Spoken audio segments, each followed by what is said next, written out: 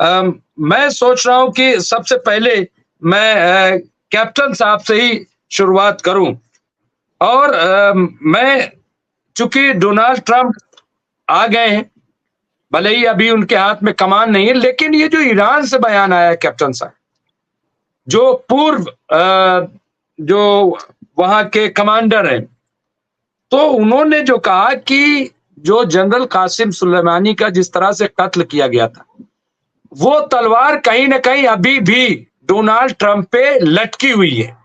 ये बयान जो है, इसको आप किस तरह से देखते हैं? ये चूँकि पूर्व कमांडर हैं, तो क्या उस हैसियत से या उनकी अहमियत है, उनके बयान की अहमियत है? कैसे देखेंगे? देखिए, ईरान की जो इरानियन रिवॉल्यूशनरी गार्ड कोर है, वो ज़रा नॉर्मल रेगुलर आर्मी से या फ़ौज से थोड़ा-सा अलग है।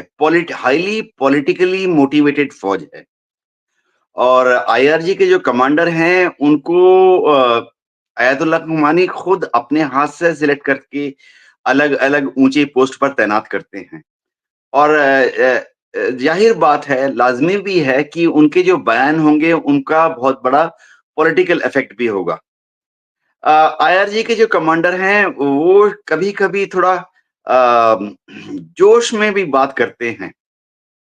तो एज़ डिफेंस पर्सन मेरा ये मानना है कि जब भी कोई फ़ौजी, चाहे वो सर्विंग हो या रिटायर्ड हो, अगर वो तो देखिए, ईरान के जो सुप्रीम लीडर हैं आयतुल्लाह ख़मेनी, उन्होंने जो बयान दिए हैं, उनके ये तो समझना पड़ेगा कि ईरान भी एक बहुत ही हाइली सिविलाइज़ेशनल कंट्री है और वो किसी हालत में नहीं चाहेंगे कि जो दुश्मनी है, चाहे अमेरिका के साथ दुश्मनी हो या इज़राइल के साथ दुश्मनी हो, वो हमेशा के लिए रहे।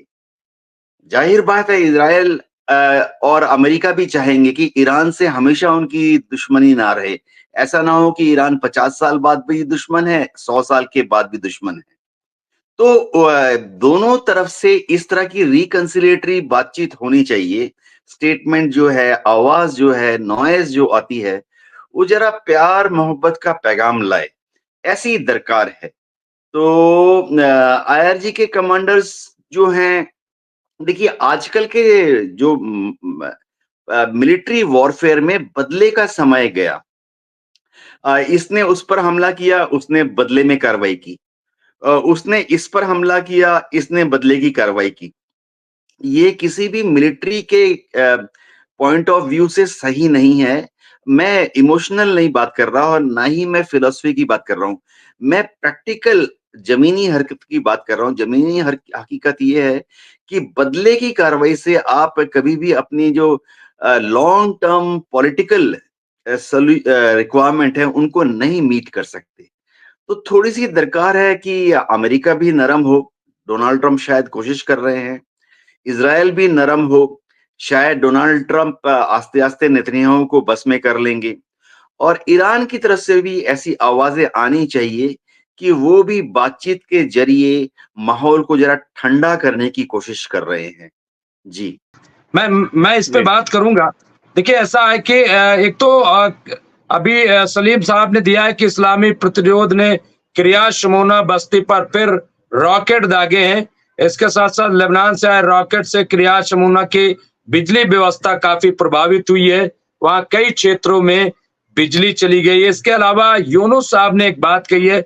उन्होंने कहा है डोनाल्ड ट्रम्प का फिर से बयान आया है कि ईरान अगर परमाणु बम बनाने की ज़िद छोड़ देता है, तो हमारे ईरान से रिश्ते जो हैं वो बड़े अच्छे हो जाएँगे। इसके साथ सलीम साहब ने फिर दिया है खैबर ऑपरेशंस के तहत हैफा के दक्षिण में एलियाकिम बेस पर मिसाइल हमला। हम हाज़िर हैं नसरुल्लाह के नारे के साथ जो है वो वहाँ पे ये हमला किया गया है। तो इस तरह की खबरें जो हैं आई हैं। एक चीज़ जो मैं जानूँगा कैप्टन साहब से कि जो आयतुल्लाह सैयद अली ख़ामनेई साहब ने कहा कैप्टन साहब कि जो हमारी प्रॉक्सी है, जो रेजिडेंस है और ख़ास तौर से उन्होंने हिज़्बुल्लाह को लेकर के कहा है कि उसकी फ़तेह होगी, वो कामयाब होगा। क्या लग रहा है कि किस तरह से क्योंकि उतनी ताकत अगर देखा जाए जो अमेरिका की है इजराइल की है। हालांकि मुकाबला तो ये सब कर रहे हैं, ऐसा नहीं है। और ड्रोन टेक्नोलॉजी जो आई है, वो ड्रोन टेक्नोलॉजी जो है वो काफी हावी हो रही है, हम देख रहे हैं। चाहे वो इराक से कल जिस तरह से ड्रोन इराकी लड़ाके ने मारे, तो वो ड्रोन जो है वो मोसाद के हेडक्वार्टर तक पहुंच गया फिर एक बार। तो ये जो टेक्नोलॉजी आई है खासतौर से, या किस बुनियाद पे सैयद आयतुल्लाह खामनाई साहब ने ये बात कही है कि हिजबुल्लाह की जीत पक्की है, यकीनी है, और वो जीतेगा। ये उन्होंने कहा है इंशाल्लाह कि उसकी कामयाबी होगी, और ये जो इजरायली सरकार है इसकी शिकस्त होगी। कैसे देखते हैं? देखिए, फौजी तौर पर मिलिट्री पॉइंट ऑफ व्यू से देखा जाए तो हिजबुल्लाह के पास जमीन से जमीन पर दागने वाले काफी सारे रॉकेट्स और मिसाइल्स हैं। ड्रोन का भी इस्तेमाल कर रहा है। लेकिन ये समझना पड़ेगा कि इनको दाग के वो सिर्फ इज़राइल को परेशान कर सकता है।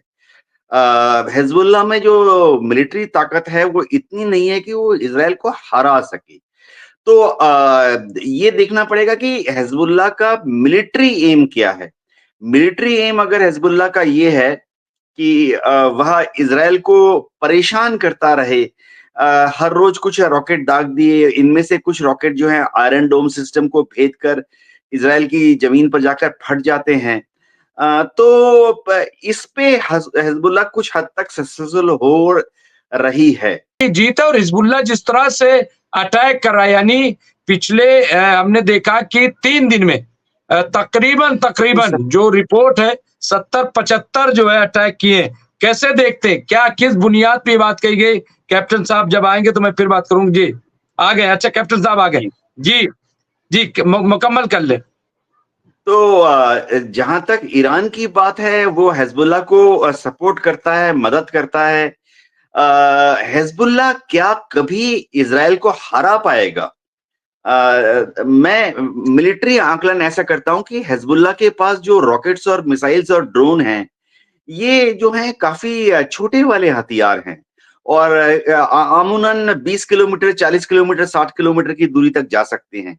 ये अनगाइडेड हैं, मोस्टली उनके जो रॉकेट्स और मिसाइल्स हैं वो अनगाइडेड हैं, यानी जब छोड़ दिए जाते हैं तो लॉन्च के बाद वो कहीं पर भी जाके फट सकते हैं। उनकी एक्यूरेसी 1 किलोमीटर इधर जाके फट गया, 2 किलोमीटर उधर जाके फट गया।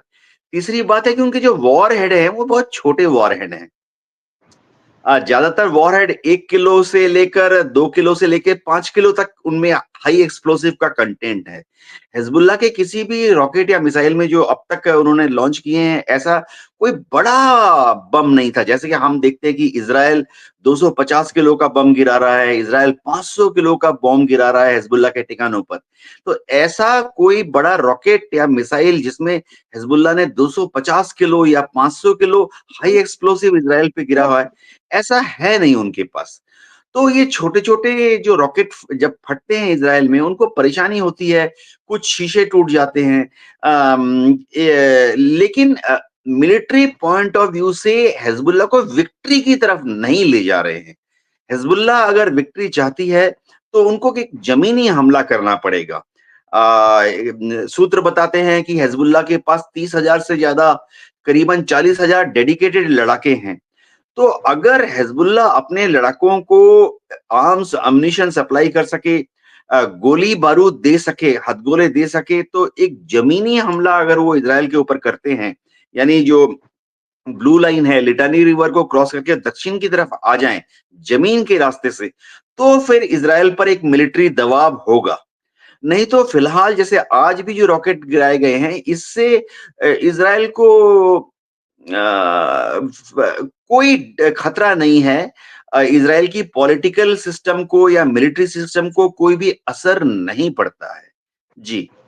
मैं आऊंगा इस पे, चूंकि ये बहुत तवील है। मैं जो सवाल करूंगा कैप्टन साहब से, और मैंने कहा था मैं इस पे बात करूंगा, जो ड्रोन टेक्नोलॉजी आई है जिस तरह से, कैप्टन साहब, चूंकि आप मिलिट्री एक्सपर्ट हैं, और जिस तरह से चकमा दिया पिछले दिनों हमने सुना कि जो आयरन डोम है या एरो 3 है या जो भी इनके डिफेंसिव सिस्टम, सबको चकमा दे करके, और नितिनयाहू के बेडरूम तक ड्रोन पहुंच गया। और वहां की तस्वीरें, ये जो ड्रोन टेक्नोलॉजी है, इसको कैसे आप देखते हैं? क्योंकि ये तो नई इजाद है, जैसा कि अभी फजील साहब ने बताया। तो कैसे आप इसको देखते हैं? इसका क्या तोड़ है? इसको कैसे रोकने की तरीका? क्योंकि बीच में बात आई थी कि जो आईडीएफ है और जो एक्सपर्ट है, उन्होंने कहा कि भाई अभी हमारे पास तो कुछ नहीं, किसको रोके। जी। जहां तक ड्रोन टेक्नोलॉजी की बात है, टेक्नोलॉजी नई है। हम इसका ज्यादातर नाम पिछले 10 साल से सुन रहे हैं। आर्मेनिया अजरबैजान के युद्ध में जी है। जी जी जी जी जी। इज़राइल पर जो ये ड्रोन हमले हो रहे हैं, जाहिर बात है कि इनमें से कुछ ड्रोन जो है सक्सेसफुली इज़राइल के एयर डिफेंस सिस्टम को भेद के टारगेट तक पहुंच जाते हैं। ये समझना पड़ेगा कि जैसे आयरन डोम सिस्टम है, इज़राइल के पास जुमा जुमा करीबन 10 रेजिमेंट हैं, जिसमें से कि 6 उन्होंने गजा की तरफ लगाए हुए हैं, 4 जो है उत्तर में लेबनान की तरफ लगाए हुए हैं। अब इनके एक-एक रेजिमेंट में 4 लॉन्चर होते हैं, एक लॉन्चर पर 20 इंटरसेप्टर रॉकेट होते हैं। तो समझिए 80। तो अगर 80 से ज्यादा दुश्मन के रॉकेट, मिसाइल या ड्रोन या यूएवीज आ रहे हैं, तो जाहिर बात है कि उनमें से जो बच जाएंगे वो पहुंच जाएंगे टारगेट तक। ऐसे भी आयरन डोम में जो दावा करती है इजराइल की फौज की 90% तक कामयाब होता है। उसका मतलब है कि अगर दुश्मन ने 50 मिसाइल दागे, तो वो उसमें से 40 को शूट डाउन कर सकता है, जब सब कुछ ठीक ठाक चल रहा हो। यानी 10 तो फिर भी निकलकर टारगेट तक पहुंच जाएंगे। तो इन ड्रोन्स के हमले से इज़राइल की जो आम जनता है, अगर आप इज़राइल में जाएँ तो जो आम जनता है थोड़ी-सी चिंतित रहती है। जब भी सायरन बजता है वो अपने अंडरग्राउंड शेल्टर में चले जाते हैं। कि सवाल ये उठता है कि इससे क्या इज़राइल की एयरफोर्स को या आर्मी को मिलिट्री तौर पर कोई नुकसान हो रहा है? देखिए, एक आध टैंक उड़ा दिए, फर्क नहीं पड़ता। एक आध इज़राइल के हवाई जहाज़ों को उन्होंने अगर डैमेज कर दिया, फर्क नहीं पड़ता।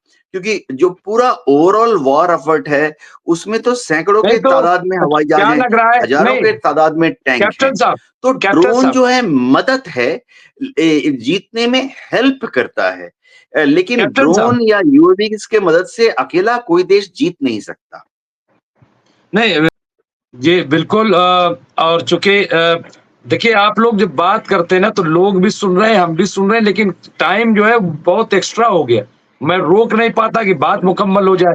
और आप जो बात बता रहे थे, बड़ी मतलब इंफॉर्मेशन देने वाली, यहाँ पे लोग कह रहे हैं किताब इतनी मालूमात होती है। और आखिर में एक सदारती खुतबा जो है वो जरूरी है कैप्टन साहब का।